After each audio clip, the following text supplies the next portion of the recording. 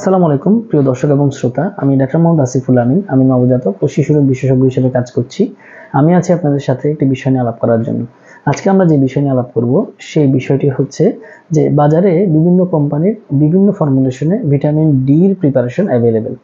তো কোনটাতে দেখা যায় যে পরিমাণ ভিটামিন ডি শরীরের দরকার 400 থেকে 600 ইউনিট, যেটা আমরা রিকোয়ারমেন্ট হিসেবে ডেইলি দিয়ে থাকি, সেটা অনেক সময় দেখা যায় যে 2 ml ওষুধের মধ্যেই পুরোটা থাকে।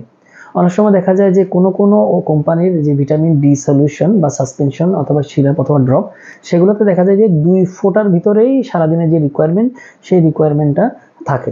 আবার কোনো কোম্পানির ভিটামিন ডি এর প্রিপারেশনটা দেখা যায় অনেক ঘন, দেখা যায় 1 ফোঁটা ওষুধ যদি খাওয়ানো হয় সেক্ষেত্রে সারাদিনে বাচ্চার যে পরিমাণ ভিটামিন ডি দরকার সেই পরিমাণটা 1 ফোঁটার ভিতরেই থাকে। তাই ভিটামিন ডি যদি কোনো বাচ্চা যদি প্রেসক্রাইব করে থাকে, তাহলে আপনি আগে দেখবেন তিনি কি আপনাকে ml আকারে দিয়েছেন নাকি ফোঁটা আকারে দিয়েছেন, অথবা কোন কোম্পানিটি আপনাকে প্রেসক্রাইব করেছেন।